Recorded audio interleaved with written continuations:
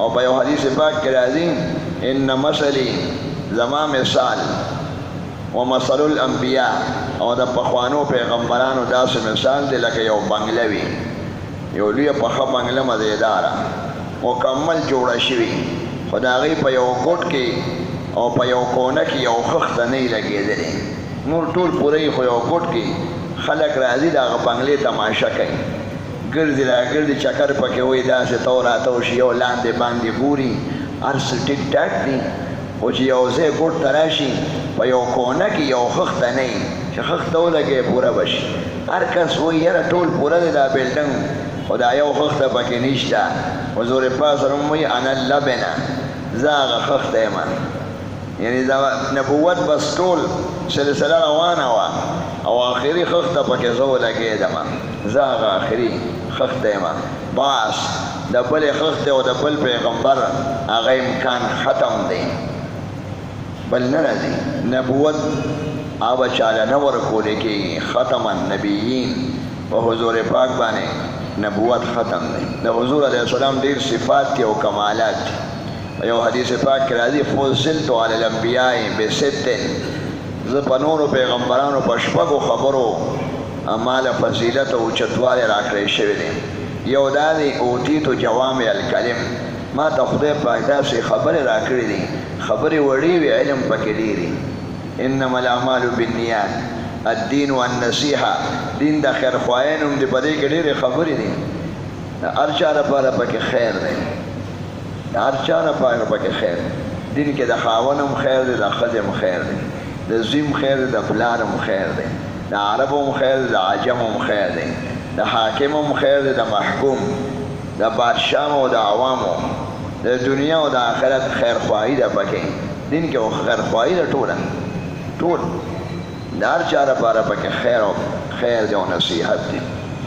د خدای باره کې شه خدای عبادت کوه د بل چا مه کوه دې کې ستا انجام به ښي چې چا دا کړي دی خو ښه شوي دي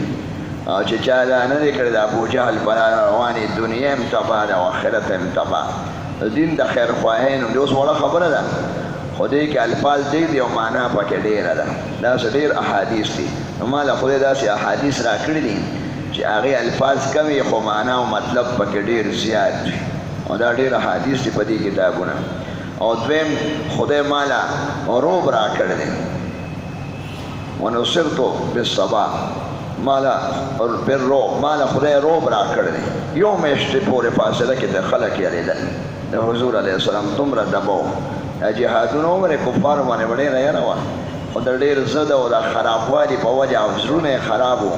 او کاږو د ښکلي پیغمبر مخه به یې واله کله جنګ کله بل خو روب د حضور علیه السلام خدای پاک به او په هوا سره خدای پاک زما مدد کړی دی په جنگ خندق کې هوا راله او د کافرانو هغه تنبوان او کټوی مټوی او دیګچي چې ترکارۍ پکې پخولې ټولې ډز ډوز واوړېدې هر څه په سترګو کې شګې تلې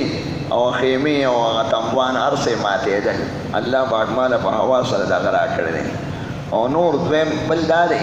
جوعلت لی الارض مسجدا و طهورا زما په ټوله ځمکه مونځ کېږي پخوا د یهودو عیسایانو په ګرچه کې په عبادت خانه کې مونځ کېده او مسلمان که جومات نه وي او سیند په غاړه مصله واچوه ملګري ودرېږئ په یو چمن کې په یو میدان کې په یو کور کې په چت لاندې ټوله ځمکه باندې مونځ کېږي او په ځمکه باندې اودس هم کېږي اودس نشئ کولی ناجوړی او تیمم یا اوبه نه وي خاوره پخوا تیمم نه و اوبو پسې به ګرځېدل ځان سره به یې ګرځولې اوس که اوبه نه وي نقصان دی بس تیمم وکړه تیمم نه بود مگر گنج خدا بود دا خو یو خزانه ده دا خدای پاک ماله راکړې وجعلت لی الارض مسجدا او بله وارسلت الى الخلق کافه پخواني پیغمبران به د یو خاص زمانې او خاص علاقې دپاره وو هماغه خلکو دپاره وارسلت الى الخلق کافه زه ټولو مخلوقاتو ته رالیږلی شوم د ملایکو پیغمبر او د پیریانو پیغمبر د عربو پیغمبر د عجمو او د ټولو دپاره هغې زمانې وروستو او تر قیامته پورې چې څونه انسانان او پیریان راځي ټول به پې ایمان راوړي د هغه په صفاتو چې په ده سره نبوت ختم دی دا ذاتي صفت دی که دا دې ونه منه ته پیغمبر نه منې چې ته یې ختم نه راځي دا خو بل خوا دی د ملت ټوکړې کې د شیطان ملګری خرابې او دې سره کافر کی او ختم به النبیون ټول خلکو لپاره پیغمبر امدا فضیلت او آخري فضیلت دا دی وختم به النبیون پیغمبران په ما سره ختم شو پوره شو اوس نبوت بل نوې کسته نه ورکول کېږي بس ختم شو د دې وجه نه د صحابه کرامو اول اجماع چې راغله چې چا د نبوت دعوه وکړه یا نبوت دعوه وکړي او هغه ته هم نبي ووایي د پیغمبر ووایي نو د هغه زندیق او کافر او په هغې په کفر باندې اجماع اوله مسله د صحابه کرامو دعوه هغې سره بحث نه کوه خلکو سره د حضور علیه السلام زمانه کې یو درې کسانو ځان ته پیغمبر ووایي یو مسلمو خان و نوابو یو لاک فوج و ورسره مسلمان شو راغلی مو او بس به حضور علیه السلام ته کسان راولېږل چې نیمه بادشاهي به زما ستا د من نه پس اوسم ستا د من نه پس ستا خلیفه یم او نبوت او دا دعوه وکړه حضور علیه السلام ورسره بحث او دلایل یې نه وي په مخې فوج تیار کړ ویده سره وجنګېږي او دا اسامه زید ابن حارثه دا هغه زوی اسامه هغه د جنګ مشر یې کړ په مخه ورسره جنګ دا بالکل غلط دی نو جهاد یې ورسره کړی اسلامي حکومتونه نشته کني دا د څوک وایي چې بس غرغره کړي رسول دی او آخري پیغمبر دی انبیاء کرامو کې اول هغه آدم علیه السلام دا سلسله شروع شو رستو پیغمبران راتل نوح علیه السلام او ابراهیم علیه السلام دا سلسله عیسی علیه السلام پورې را روانه وه عیسی علیه السلام نه تقریبا 600 کاله پس د دواړو جهانو سردار ښکلی خوږ پیغمبر خاتم الانبیاء هغې په آخر کې راغلل پخوا به په یو وخت کې ډېر پیغمبران یو زمانه کې او بل پیغمبر ځان ته خاتم النبیین نه دی ویلی ابراهیم علیه السلام به خلکو ته وی قرآن شریف کې راځي چې موږ د هغه په اولاد کې پیغمبران ګرځو وجعلنا فی ذریته د هغه په اولاد کې موږ انبیاء کرام راوستي دي او موسی علیه السلام هم د ختم نبوت دعوه نه ده کړې او عیسی علیه السلام په ښکاره بیان کې بني اسرائیلو ته وی ومبشرا برسول یاتی زه یو آخري پیغمبر تاسو ته خوشخبري در کوم د هغه نوم به احمدي او په انجیل شریف کې هم دي چې زه داسې پیغمبر دغه کومه زیرې چې هغه تاسو سره ابدالآباده پورې وي ختم آخري پیغمبر وي حضور علیه السلام په یو حدیث پاک کې فرمایي وی سیکون فی امتی 30 دجالون زما په امت کې به یو 30 دوکه‌باز او فریبمان او عیار او چالاک کسان راځي نور چالاکان خو ډېر دي خو دا 30 خطرناک دي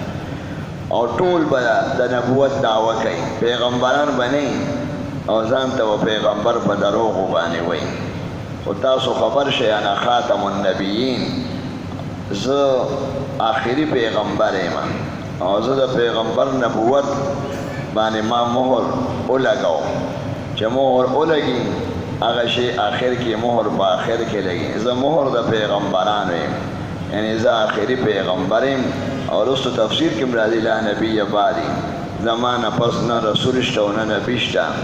او نه ذلی نبی او نه شرعي او نه غیر شرعي د دې وجه نه دې امت علما کرام احادیثو کې راځي چې زمانه علما د امت دا پشان د انبیاء د بنی اسرائیل دي په بنی اسرائیل کې به انبیاء موسی علیه السلام مشر په درجه کې او په مرتبه کې او هارون علیه السلام به تابع یو به سبا تابع خو انبیاء بو یو وخت کې ډېر پیغمبران ابراهیم علیه السلام پیغمبر دی او زامن پیغمبران دي او یوسف علیه السلام پیغمبر او یعقوب علیه السلام یو یو بل سره ناسته پاسته هغه وخت کې به ډېرو خو زما امت کې به علما وي یعنی د علم میراث به وي